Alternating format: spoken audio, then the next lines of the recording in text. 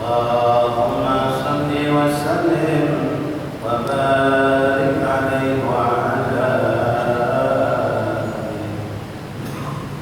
صلى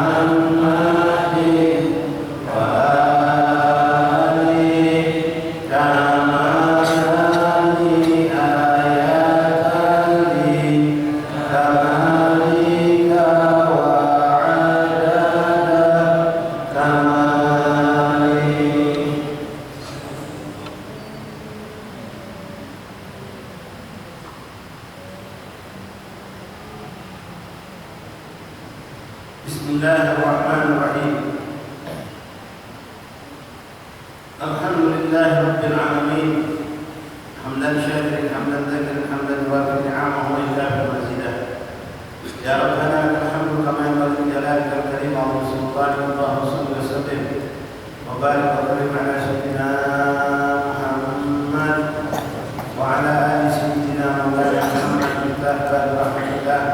Adada ma fi ilmillah salatan wa salaman daimain bi jawab mulkillah wa ala alihi wa sahbihi wa man wala bishrah bi sadri yassir li amri wa hlul 'uqdatam min lisani yafqahu qawli rabbi zidna 'ilman wa yaqinan warzuqna fahman Allahumma arzuqna fahman nabiyyin wa hifdhan muslimin wa ilham malaikatil muqarrabin subhanaka la 'ilma lana illa ma 'allamtana innaka antal 'alimul hakim wa tub 'alaina ya rabbi innaka antat tawwabur rahim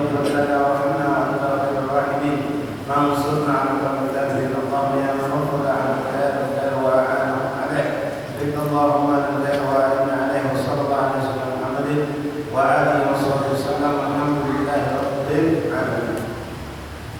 Ma'asyiral hadirin, Bapak Ibu, saudara-saudaraku jemaah majelis taklim Masjid Al-Muhajirin Tunas Faqirah Rahimahullah. Assalamualaikum warahmatullahi wabarakatuh.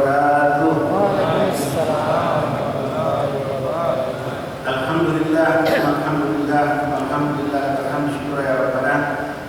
Terima kasih Allah, bersyukur kepada Allah SWT yang telah memberikan kita nikmat azim, nikmat besar, nikmat Islam, iman, dengan taufik dan hidayah, sehat walafiat, ketenangan, kenyamanan, ketentraman, kerasakan dan bermacam fasilitas kehidupan Allah mudah untuk kita. Alhamdulillah.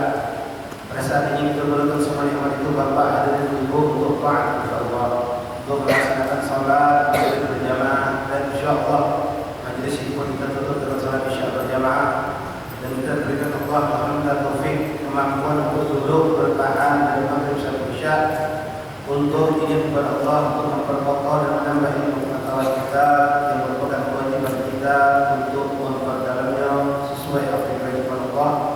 Lewat kisah baginda Rasulullah SAW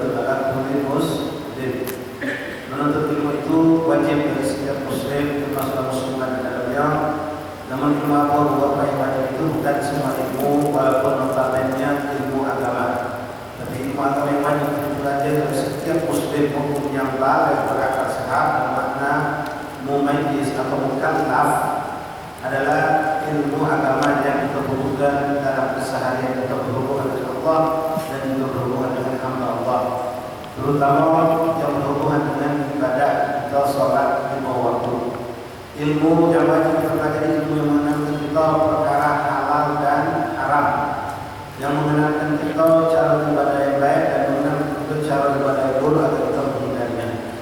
Alhamdulillah termasuk dalam ilmu tersebut yaitu ilmu fikih. Bapak ibu mau belajar ilmu sharaf nahwu boleh, mau belajar ilmu mantik boleh, mau memperdalam ilmu sirah boleh, memperdalam ilmu tafsir boleh, tapi tidak akan itu semua wajib bagi bapak ibu sekalian untuk mengajarnya. Yang wajib kita belajar adalah ilmu yang kita butuhkan, yang adalah ilmu tauhid dasarnya, nggak harus sampai mendalam-dalam. Kemudian ilmu fikih, karena ilmu fikih ini inilah kehidupan kita, agar kita menjadikan diri kita sholat yang benar, sholat yang baik dan benar, sholat kita, puasa kita, zakat kita, sedekah kita, amal kita, amal yang berkualitas, dan ibadah itu ada ilmunya. Kalau kita beribadah tanpa ilmu bapak, ibu, hadirin, kemungkinan salah itu banyak. Kalau sudah salah maaf, ibadah kita sama dengan tidak ibadah. Mungkin bapak ibu pernah menyampaikan sebuah cerita di zaman Rasulullah tentang seorang sahabat yang saat itu Nabi sudah duduk di majelis Pak. Datang seorang sahabat Nabi masuk masjid, sholat 2 rakaat, 2 tahun masuk masjid sunnah, sholat tahiyatul masjid. Orang yang dapat hidayah tahu ada ketika masuk masjid, sholat sunnah tahiyatul masjid. Dia sholat, Nabi duduk di sini dengan para sahabat. Selesai sholat dia merapot kepada Rasulullah, pengen ikut gabung, lalu menjawab salam kepada Nabi. Dijawab pada Rasulullah, waalaikumsalam warahmatullahi wabarakatuh. Tapi Nabi tidak stop sampai situ. Nabi dengan ada tambahan kalimat mengatakan, sholli fa innaka lam tusolli. Sholat lagi, belum sholat. Nah, ini kan bingung sholat. Aku sholat, Nabi bingung. Tapi Nabi ngomong sholat lagi, kau belum sholat. Artinya tidak dianggap sholat oleh Rasulullah. Ini diulang lagi karena Nabi itu diulang lagi sholat seperti dilakukan sebelumnya. Nabi perhatikan.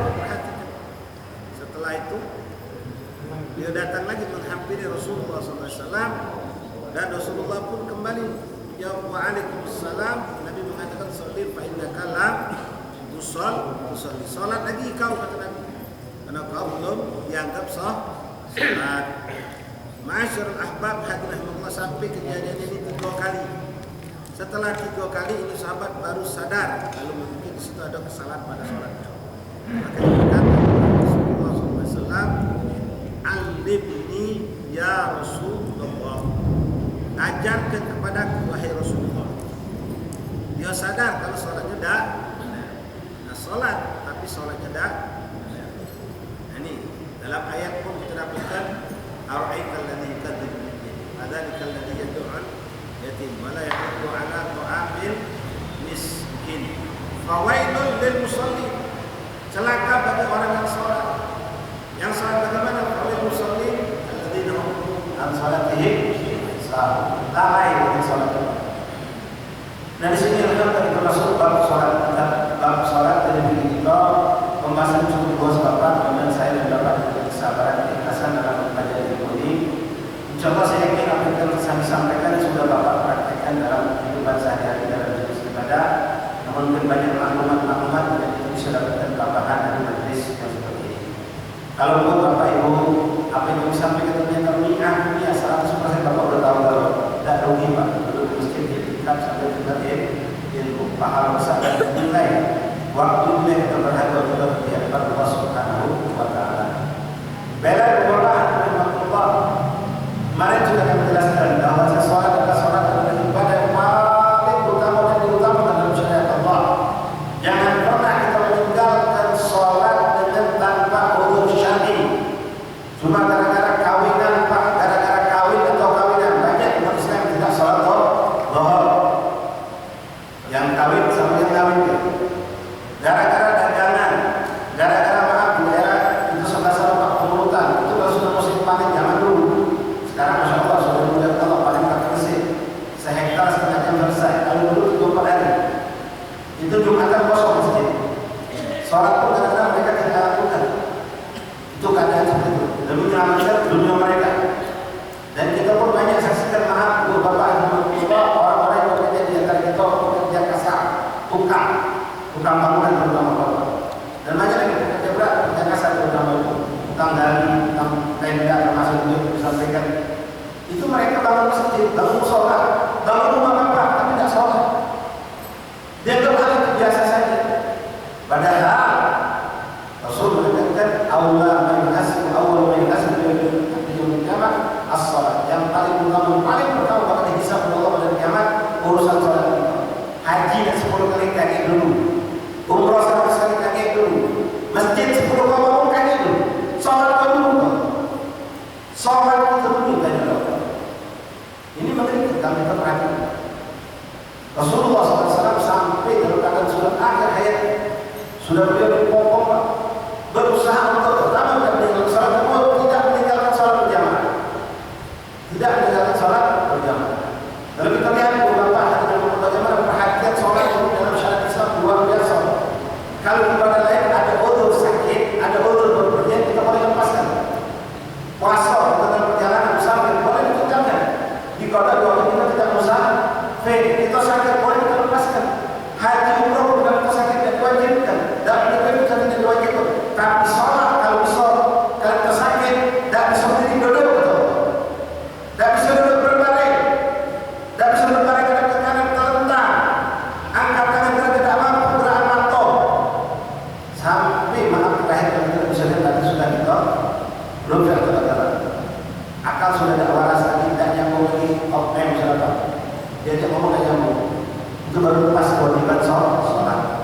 Sakit separah apapun, luka sehebat apapun, yang kita alami Allah tidak mengharapkan kita meninggalkan sholat. Bahkan Rasulullah bersahabat dalam perang itu adu senjata langsung, bukan macam sekarang Pak. Antar semua bisa saling tembak. Dulu berhadapan benar. Pena, panah itu benar di hebat penjara mereka. Kemungkinan kalau tidak hati bisa tewas. Dalam perang seperti itu, Allah tidak pernah mengharapkan Nabi Muhammad dan para sahabat meninggalkan sholat. Bahkan tetap diajarkan cara sholat berjamaah. Misalnya hambanya kedudukan sholat di hadapan Allah Rasul. Jadi jangan pernah kita menyampaikan Pak, yuk mari mulai dari diri kita pribadi ada di sini Pak. Jangan kita sholat melalaikan melambat-lambatkan tanpa urus syar'i, bukan untuk suatu kebaikan yang kita lakukan. Kecuali untuk suatu kebaikan yang tidak mungkin kita tinggalkan. Itu nanti ada Pak. Ada saat-saat kita boleh menunda sholat. Menunda sholat dengan anjuran syariat itu ada dalam syariat untuk pelajaran. Ma'asyiral ahbab rahimahullah. Nah di sini kita bahas pada hari ini aqdarus sholat, ulurnya sholat. Ulur dalam kata ketika seorang hamba tidak mampu melakukan sholat pada waktunya sampai lewat waktu, dia tidak terhitung berdosa, tapi diwajibkan untuk berqadha. Ada 4 kejadian yang disebutkan. Arba'atul an-naum, yang pertama an-naum, watsani an-nisyan, watsalis al-jama', warabi' ikrah. Ada 4 keadaan yang seorang itu kalau sampai dia terlambat atau terlewatkan sholat tidak dianggap berdosa, tapi maaf bukan sholat, tetap wajib melakukan sholat di qadha. Yang pertama tidur, ketiduran. Nah, tidur ini tidak semua tidur Pak. Kalau kita ngomong tidur berarti kita subuh siang itu tidur lagi. Ya, enggak. Kita tahu bahwa kita harus bangun menghadap Allah. Tidur yang memang di luar kesadaran atau tanpa disengaja ketiduran di bahasa kita. Kita ambil contoh, kalau subuh itu bisa dibahas. Memang kita diwajibkan bangun. Ada orang bisa dia kebetulan Pak malam hari sakit, cukup berat sakit cukup berat, akhirnya dia bertahan tidak kuat dan dia berobat, minum obat. Biasanya di hamba Allah kalau subuh bangun ya, bahkan sebelum azan sudah bangun masjid punya Al-Quran dikumandangkan atau tarhim, dia sudah bangun biasanya. Subhanallah, dia minum obat sampai mentak kepala kuat, dia minum obat.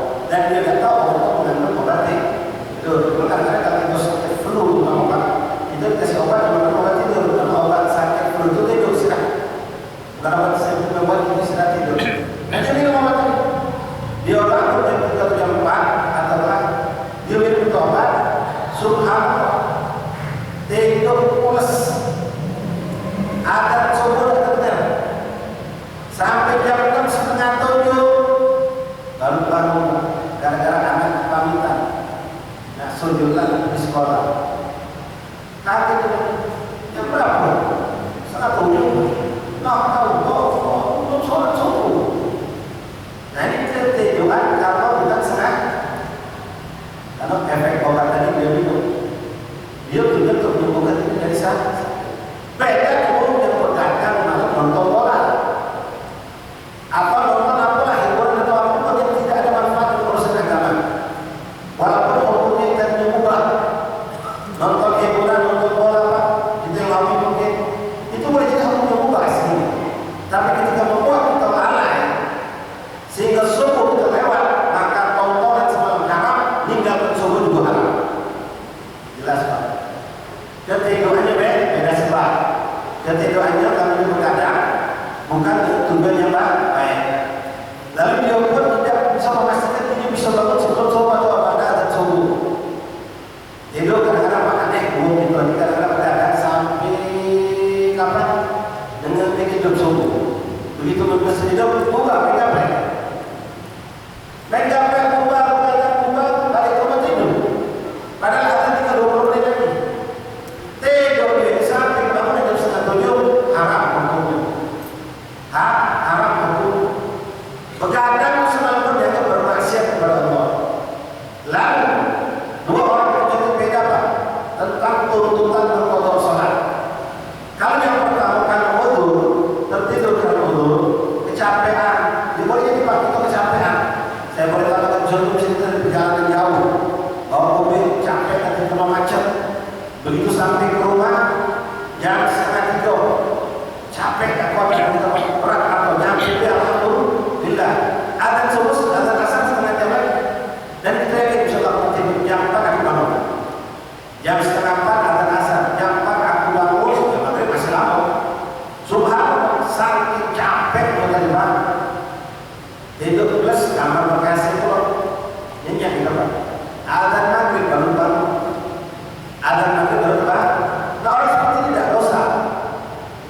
Ketika dia memang yang itu mubah dan maksiat, dan dia punya keyakinan untuk bangun, apalagi dia pasang alarm, ngomong sama bininya, tolong bangun dengan jam 4 subuh atau bini lupa.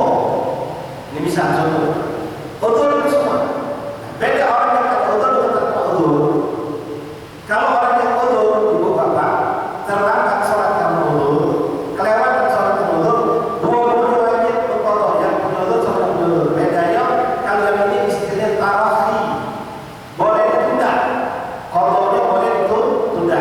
Tapi yang tanpa udzur syar'i, lalai, nonton bola, banyak Pak, kita balik di sini gitu kadang-kadang. Ya, anak-anak kita, bola mulai jam 2, bubar maghrib, asal lewat maghrib di jalan pun lewat. Ini hukumnya mereka melalaikan sholat seperti ini, wajib qadanya fauran dalam istilah bahasa fikih. Apa fauran? Langsung, tak boleh tunda. Jadi begitu dibangun 6:30 tadi, karena dia begadang bukan untuk Allah, begadang untuk hal yang sia-sia, maka begitu bangun 6:30 perut apa tak makan tak boleh. Kerah barang tak mandi dulu tidak boleh, syariat wajib. Nak sewajar tak boleh, ngangkat telepon jam-jam tak boleh, apalagi nak nyantai ngopi semua tak boleh. Langsung wajib sholat qada. Ini orang yang melalaikan. Beda dengan yang udzur tadi. Yang udzur ketiduran dalam setengah jam, ya Allah, kenapa sholat? Karena minum obat tadi misalnya, atau kecapean misalnya ketiduran tadi. Begitu bangun 6:30, perut lapar, istri sudah nyiapkan sarapan, silakan makan dulu. Silakan makan dulu.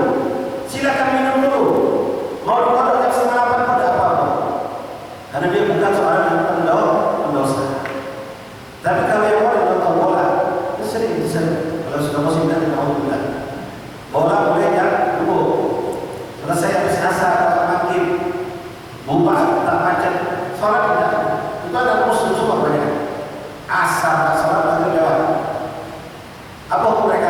Tahu mudah-mudahan mengerikan cepat. Seandainya orang yang tak sholat mengalami musibah dan diwafatkan Allah, meninggal suhul khotimah. Alhamdulillah. Jadi tidur. Nah, kalau kita melihat ada orang tidur, dia tidur dari sebelum asar, dari jam 2 tidur siang. Begitu mendekati asar, disunahkan kita bangun untuk persiapan salat asar, disunahkan. Tapi kalau sudah masuk waktu asar, kita lihat diri tidur dari sebelum asar jam 2, asar jam setengah 4 atau apa, ya, jam 3 lewat 10 sekarang kurang lebih. Jam 4 kita masih tidur, wajib kita bangun. Wajib kita bangun untuk sholat asar. Kalau belum bangun lagi, dibangun lagi dengan masuk. Jangan sampai kalau kita maghrib kemudian belum sholat asar. Ada orang tidur itu sudah dari sebelum asar. Masyaallah rahimahullah.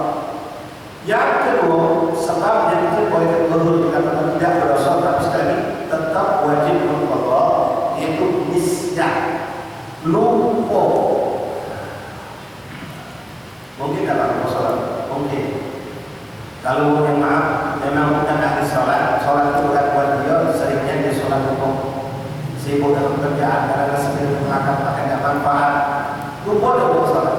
Tapi orang-orang seperti kita, insya Allah, bukan tipe orang yang mudah sedang meninggalkan sholat terlambat, itu kita tak mau. Terkadang ngalami Pak Lupa. Contoh, ini bapak-bapak biasa sholat maghrib isya di masjid.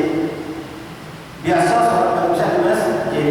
Habis sholat isya, selesai sholat sunnah, balik ke rumah, buka baju, makan malam, mungkin sedikit buka Quran atau nonton berita, jam 9 setengah 10 itu Pak.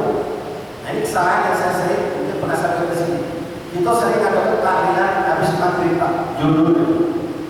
Habis maghrib, 40 nyatus muncul 1, 2, 3 di rumah Bapak Andi, bisa. Acara judulnya habis maghrib, mulainya jam 7:04. Apalagi minggu muncul juga ceramah. Maghrib pukul yasin tahlil dan ada di syak ceramah pun. Tak mungkin tinggal terus kejar ceramah. Azan selesai, sholat selesai, bubar, masjid kosong, sholat kosong. Mungkin kumpul ke rumah ini jalan. Selesai itu selesai ceramah makan. Habis makan kita makan, balik ke rumah masing-masing. Sampai di rumah kita lakukan sama kita balik dari masjid. Buka baju, mengantuk baju, makan baru sudah kenyang, balik nonton berita tidur. Orang biasa seperti itu. Dia sudah punya kebiasaan balik ke rumah itu sudah selesai sholat. Tapi hari itu lupa, belum sholat isya. Ini pernah kami dapatkan beberapa kali acara-acara besar seperti ini. Kita kalau sudah biasa ini pernah pasang di rumah dalam keadaan capek, mau macet. Alhamdulillah, ya Allah, belum sholat isya. Jam 9. Badan capek ketiba. Kita harus sholat ulama. Walaupun boleh ditunda tidur dulu persiapan, pastikan bisa tak bangun-bangun. Nah seperti ini kadang-kadang numpuk. Kadang numpuk kalau pekerjaan. Pekerjaan yang memang sifatnya tidak bisa kita bisa. Rumah banjir. Rumah banjir. Nah kita pergi ke masjid atau banjir. Jadi kita Pak banjir, sudah kan pergi ke masjid. Tengok banjir, begitu terus langsung kita buka sarung, buka peci, langsung porsi banyak yang ada di selama. Tadi banjir rumah. Wah, sibuk uang lain, sibuk numpuk sampai tambah lagi sampai masuk waktu isya. Dan ada isya bersama dengan Allah belum sholat maghrib. Nah ini nisyan, lupa. Ada orang yang berkaitan dengan hal-hal yang memang tidak berbuat dosa. Nah yang seperti itu dimaklum. Seperti kita terjebak di jalan macet. Nak pinggir tak bisa, nak bisa mundur tak bisa. Tinggal mobil berjalan tak bisa keluar dan masuk ke yang berikutnya. Nah, balik ke nisyan. Jadi lupa yang memang lupa. Bukan sengaja lalai. Kalau diawali dengan kelalaian tapi dosa. Misal, ibu diingatkan oleh bapak, bu sholat dulu, maghrib waktunya pendek. Yuk kita lipat nonton sinetron. Nonton sinetron sudah masuk. Bapak balik dari maghrib dari masjid, ibu masih nonton. Oh, ini perlu agak keras sedikit Pak. Tak usah teriak-teriak, tak usah menghubung bapak mobilnya mati ke TV. Selesai. Sholat. Istri kita ini betul-betul kita tidak balik ke rumah. Masih nonton. Begitu channel habis nonton, ada tamu datang. Tamu lama yang pernah ketemu duduk belakang, tamu sampai dari isya. Selesai kamu balik, ya Allah, belum sholat maghrib. Nah ini lupa tapi awal itu kelalaian, dosa. Karena dia sudah diingatkan di awal waktu masuk sholat tapi dia lalai. Lalu dia lupa ketika datang tamu. Ini boleh kita mengalami. gimana seperti itu? Ya, kita belum sholat dan kita sudah sholat. Nah, ya seperti itu kalau makhluk itu murni hukumnya tidak berdosa, tidak berdosa tapi cepat kita hukumnya sama. Ketika lu mau karena suatu melalaikan nonton TV dari Pak, ya lakar atau main kartu dan seterusnya, nonton bola sambil lupa berapa jam dan itu sudah masuk isya dan sholat kaki, maka begitu dengan isya ada dia wajib langsung mengqadha sholat, wajib langsung mengqadha sholat. Beda dengan orang yang lupa yang macam tadi, bapak sudah balik dari tahlilan sampai ke rumah, pas besok pagi sholat subuh ada kawan di kantor siapa dulu dia nggak bisa makan kita lihat dulu malam pagi sholat isya di mana? Di rumah aku sholat di masjid. Kalau aku sholat di masjid semalam, di masjid mana? Pak kita kan pergi tahlil semalam. Videonya terus naik siapa kapan ini balik ke rumah buka baju ya Allah belum supaya bisa semalam. Ini terjadi Pak. Saya namanya orang seperti itu. Lumpurnya belum supaya bisa. Ingat pagi yang subuh hari ini. Bagaimana aku pagi? Ini udur namanya. Lupa kalau udur. Dia boleh langsung kalau boleh menunda kontrolnya balik rumah yang perlu waktu menghasilkan mengkotor sholat isya. Tapi kalau kamu perayaan, karena kemaksiatan apa lagi? Begitu sadar dirinya lepas untuk sholat, dia wajib saat itu untuk mengqadha sholat. Tak boleh tunda mandi dulu, belanja dulu, buka toko dulu, makan dulu. Harus langsung namanya fawwar. Ini wajib. Sama Bapak akan sedikit keluar pembahasan ini dengan orang yang meninggalkan puasa Ramadan. Orang yang meninggalkan puasa karena sakit, perempuan karena haid nifas, karena musafir, itu mengqadha boleh tidak langsung habis lebaran dikotor, boleh setelah haji, boleh bulan Muharram, boleh bulan Maulid, boleh sekarang, boleh bulan Rajab. Dan orang yang sengaja tidak puasa, dan puasa membatalkan tanpa uzur, wajib untuk mereka mengkotor tanggal 2 Syawal. Tidak boleh ditunda berdosa. Ini hukuman di syariat Allah untuk orang yang melalaikan, meremehkan urusan agama Allah. Begitu lebaran hari pertama. Hari kedua orang yang dia wajib kodok pun masih lebaran. Tidak, untuk kamu yang kemarin melalaikan perintah Allah, sekarang wajib kodok tanggal Syawal sama seperti sholat. Istilahnya fawwar. Kemudian dibolehkan kita karena Allah atau tidak sholat dua kedua karena menjamak. Nanti masuk bab menjamak sholat. Nah menjamak sholat ini banyak sebab. Di antaranya alasan yang terbesar karena musafir. Itu pun harus kita pelajari Pak. Kapan kita boleh menjamak, kapan kita boleh mengqasar dan menjamak. Ada kalanya boleh menjamak saja, kadang-kadang kita boleh menjamak dan mengqasar sholat. Lalu bagaimana cara teknis pelaksanaannya wajib dipelajari. Jangan kita cuma tahu Bapak cuma boleh baik. Begitu kita musafir, boleh kalau musafir tidak sholat Jumat, karena musafir bagaimana?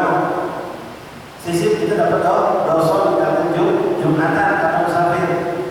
Musafir boleh menjamak sholat, apa sebabnya? Bagaimana caranya? Perlu dipelajari. Insyaallah nanti kita sampai kepada tempatnya. Nah di sini dikatakan zuhur seorang boleh mentakhir sholat.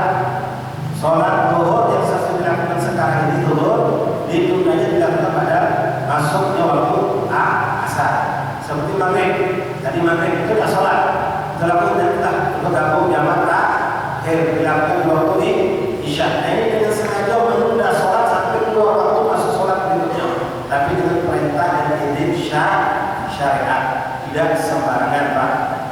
Maaf, boleh menjamak bukan karena safar. Boleh. Contohnya apa? Bisa membaik itu dalam keadaan sakit berat. Yang mana sakit ini kalau kita bersolat, kita butuh bersih-bersih badan, bersih ke badan, pempes, ya Pak, najis di badan kita pakai tatar dibuka dulu bisa. Kita bisa lakukan itu sempurna sholat itu, tapi butuh waktu dan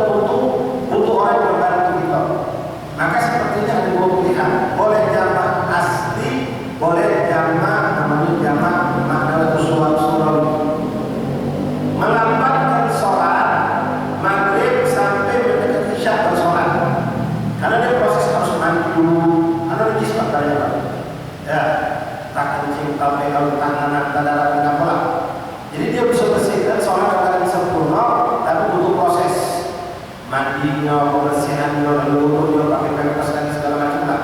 Nah, orang seperti ini boleh menjamak sholat dengan cara jamak suari. Ini waktu sholat maghrib, ini batas antara maghrib dan isya, ini sholat isya. Sholat itu baru selesai, maghrib di awal waktu, isya di awal waktu. Tapi dalam keadaan seperti tadi, seorang itu dalam kondisi kalau dia katakan sholat isya, nah melakukan hal yang serupa itu capek dan susah, butuh bantuan orang repot, maka dia boleh melakukan menjamak suari. Sengaja menunda sholat maghrib ketika dekat waktu isya. Jangan sampai lewat waktu isya. Bisa sekarang 7:09. Dia 7:10 persiapan. Jam 7 dia sholat maghrib. Selesai sholat maghrib 2 menit atau 1 menit kemudian masuk waktu isya. Isya masuk langsung sholat isya. Jadi hakikatnya tidak menjamak, tapi diizinkan mentakhirkan sholat sampai menjadi waktu. Termasuk jamaah yang bukan karena safar boleh, bisa soalnya mau mengalami operasi, misalnya yang mana tindakan operasi butuh berjam-jam dan dia bakal di bios total. Kebetulan dokter menentukan waktu operasi akan dilaksanakan dari jam, misalnya dari jam katakanlah sebelum asar sampai masuk maghrib, dari sebelum asar sampai masuk waktu majelis jam 2:30 sampai jam 8 operasi besar. Selesai operasi pun untuk pemulihannya dia butuh waktu lagi. Maka orang seperti ini apabila dia meninggalkan sholat asar, maka ulama katakan boleh dia menjamak takdim sholat zuhur langsung sholat asar. Karena perkiraan sholat asarnya itu dalam keadaan kondisi tidak sadarkan diri dan selesai operasi setelah masuk maghrib. Nah, seperti ini boleh untuk dilakukan menjamak takdim. Di bab jamak adalah kita bahas pada babnya sendiri insyaallah. Lalu termasuk yang tidak berdosa ketika seorang meninggalkan atau terlambat sholat, ikrah di saat seorang itu terancam. Mungkin kalau kita tidak ngalami Pak, boleh jadi ikhwan kita di Palestina yang ditawarkan orang-orang Yahudi itu ngalami seperti itu. Seorang boleh melanggar syariat Allah karena dia terancam nyawanya. Seorang diancam oleh orang untuk minum minuman keras, untuk melakukan perbuatan zina, untuk memakan makanan yang diharamkan Allah, termasuk untuk tidak sholat, bisa, untuk buka aurat, bisa. Ini orang tidak berdosa dalam kacamata syariat ketika dia melakukan itu memang dalam posisi dia terpojok dan tidak mampu berbuat apapun. Tapi ulama punya standar Pak. Orang yang dikatakan mukrah yang dimaksa sampai boleh tembus melanggar syariat ini adalah pertama disebut syariat. Ancaman itu betul-betul mukrah ala tahqiqi ma haddada bihi wilayati aw taqallub. Orang yang mengancam kita ini memang kita yakini dia bakal ngawinnya. Maaf, kita tahu sudah pernah melakukan dengan orang yang sebelum kita. Diancam ya Pak.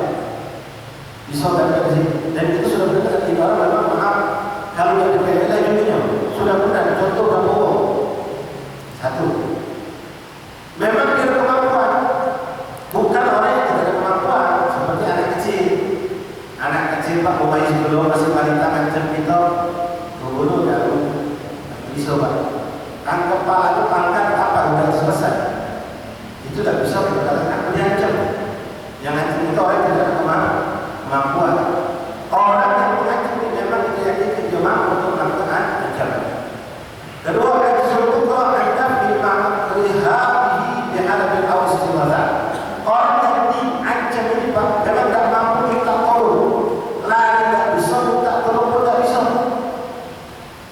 Dia ada lari, dia disekap, yang ancamnya banyak, dia bawa senjata. Dia teriak, kau teriak, aku bunuh. Tidak bisa lama-lama. Ya. Kalau teriak, kubu bisa. Disuruh melakukan pelanggaran syariat Allah. Itu yang kedua. Yang ketiga, Allah dan Al-Quran atau Al-Quran apa Al-Quran ma'awafahu bihi. Kalau dia tadi menentang, dia melawan, bisa contoh dengan yang mengancam orang di bawah ada kemampuan untuk melawan sama sekali. Lalu anda takut anak katorina ikhtiar, di situ pun tidak ada pilihan. Kalau ancaman itu sifatnya haram sekarang. Kalau kalian minum khamr, minuman sekarang kau minum. Itu ancaman sekarang, Pak. Tapi kalau ancaman, kalau kau hari ini tidak minum, besok kau minum. Besok tidak minum. Hari ini disuruh minum. Maka ancaman itu tidak kita boleh untuk meninggalkan syariat Allah. Atau dalam kondisi yang memang kalau kita lakukan, kita akan mengalami sesuatu yang besar lagi, Pak. Contoh, kita nak sholat, tapi anak kita kalau kita sudah sholat, dia bakal bahaya besar. Contoh, anak kita yang kerja meninggalkan sholat Jumat atau menjaga keamanan. Mereka boleh meninggalkan sholat Jumat, tapi bukan tidak sholat zuhur.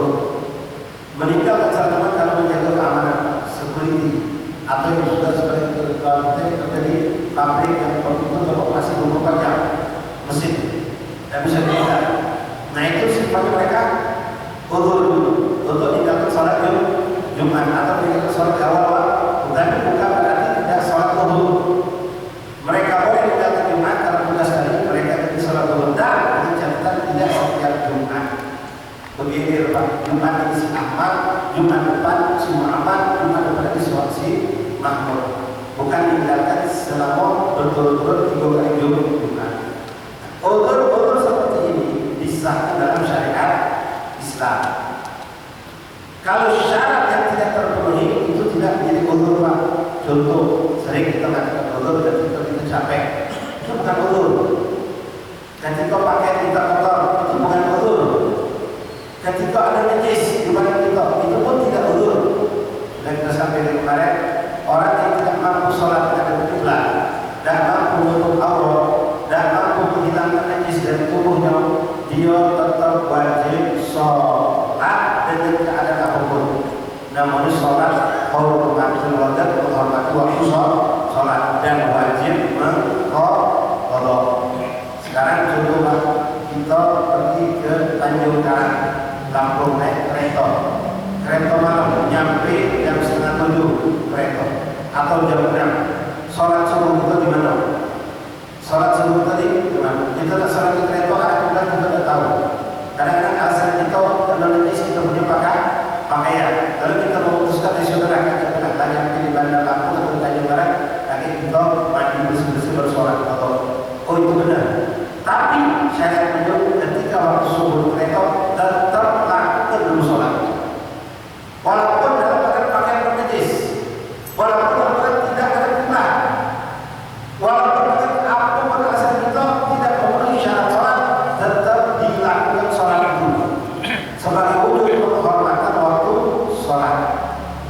Nanti baru kita qadha sholat tersebut ketika sudah sampai. Beda orang yang melakukan sholat hormat wajar dengan orang yang tidak mau sholat sama sekali dengan alasan sama baik juga repot tidak sholat di kereta, kaki kotor juga. Ini kadang-kadang ucapan orang-orang yang bodoh dan kaku. Begitu itu sholat dulu sekarang, tidak sah sholat tidak ada kiblat, sholat tidak najis, tetap lakukan sholat. Tidak bisa berwudu, baju habis, dan mudah ada di kereta, di air kelas bisnis. Sekarang pun kalau kasih kamu mungkin bersih, ya, tidak ada wudu, tetap wajib sholat. Begitu sampai di tujuan, kita qadha sholat. Beda ulama seandainya Rasulullah yang sudah melakukan namanya tadi sholat hormat keluarga, sama yang tidak melakukan sholat dengan alasan ini kaki dikodok, itu juga kaki dikodok, sama baik juga, tidak usah repot gitu, takut dino, kamu boleh sholat di itu, ya, biar Pak. Ini mengerikan. Seandainya Pak terjadi musibah, yang musibah sekarang sangat-sangat Pak Allah kita, baik musibah alam murni atau kelalaian manusia yang kejadian yang baru terjadi, masya Allah, ya ternyata mobil sampai luar biasa. Siapa yang lagi terjadi Pak? Alam yang dahsyat sekarang Pak, kamu di atas, bawah, darat, laut, dan bisa diperkirakan dari sekarang. Ada yang bisa diperkirakan. Seandainya dua orang wafat, yang satu musuh yang satu su'ul khotimah. Karena kita tidak melaksanakan sholat. Yang ini tetap sholat walaupun dia tetap sholat kan. Nah, ini perlu diterapkan dalam beberapa tempat. Seperti sholat juga ketika sakit, tidak bisa sholat dari kiblat, itu pasang oksigen, tangan bertimpus, bercak darah masih bekas, ada pada begitu kaki diperban, tidak bisa, kayak tidak bisa, tetaplah ketika akal ini masih jalan, maka Allah Rasul mengatakan tetap wajib sholat dengan Allah. Selagi akal yang jadi standarnya akal, ketika akal masih sehat, maka kita tetap wajib sholat, walaupun tanpa menutup orang, ibu sakit ketonjol, tidak bisa pakai jilbab, tidak bisa pakai mukena, tetaplah sholat semaksimal tutup badan, masih buka kaki, buka kepala, tangan ada darah, dan ada kiblat, bulu pun tidak, tetaplah sholat. Allahu Akbar. Selesai sholat, maka selamatkan kita. Walaupun nanti setelah sembuh di qadha. Nah, qadha sholat untuk haji kita dicatat yang sakit berapa? Begitu sembuh qadha sholatnya. 2 minggu dah sholat, 2 minggu qadha sholat. Jangan kita minderi. Kadang-kadang bapak kita sakit, masih hidup, masih bakal sehat. Kita mau bapak sudah usah pakai sholat pakai apa yang oleh bapak. Kita nanti ke posisi dia sholat sementara bapak itu masih mampu untuk sholat dan itu tidak bisa keluar. Kalau memang bapak itu tidak sadarkan diri sudah tidak nyambung lagi, dia tidak wajib sholat dan itu pun tidak wajib diqadha kalau sudah pikun, sudah akan ada sambung, dia ngobrol tidak nyambung lagi sudah tidak wajib sholat. Tapi kalau orang sakit harus sembuh sehat, maka saat sakit itu dia wajib qadha sholat. Adapun qadha sholat Rasulullah dan tidaklah sholat itu qadha dengan waktu masing-masing, sifatnya bebas. Kita lupa atau lewat sholat maghrib, isya kalau kita ketemu, misal kita macet, nak sholat tak bisa, tinggal tengah jalan yang mungkin maju setapak mundur lama sampai masuk waktu isya, nak minggir kita posisi di tengah, misalkan kita di jalan tol, rest area masih jauh, macet panjang, maka seperti itu boleh dua pilihan. Pertama kita lihat jalan akhir yang kedua dari jalan tol yang tidak ada tempat untuk keluar, rest area masih sekian puluh kilo lagi, macetnya panjang, nunggu untuk isya itu mungkin maghrib lepas tidak jalan. Asal seperti itu boleh juga menjamak takhir, tapi ini sekali-sekali juga setiap hari kita lakukan dalam kondisi yang memang emergen, sudah tidak bisa lagi. Nah, tinggal kamu berjalan tol, oke, tinggal kita pinggir tidak bisa. Sementara kita harus banyak pelan-pelan sampai lewat sebelum masuk waktu isya, dia jamak takhir itu diperbolehkan. Kalau kita lupa dia jamak takhir sampai masuk isya, maka wajib qadha. Qadha maghrib, qadha sholat lima waktu bebas, tidak ada apapun. Bapak lupa sholat maghrib, lupa sholat isya, lupa sholat subuh, maka di waktu duha qadha perlu sholat. Tidak maghrib di waktu maghrib, isya di waktu isya, sebelum subuh bebas untuk mengqadha sholat. Malam ini teringat yang Nabi kata aku kawin itu tiga hari kita sholat duha gara-gara kawinan. Malam ini qadha kita sholat duha dan nunggu duha besok. Jadi di waktu sekarang sholat qadha itu bebas, kapanpun bisa kita lakukan. Wallahu a'lam bishawab. Insyaallah itu sholat ya. Insyaallah nanti mengenal waktu-waktu kapan yang kita tidak boleh sholat.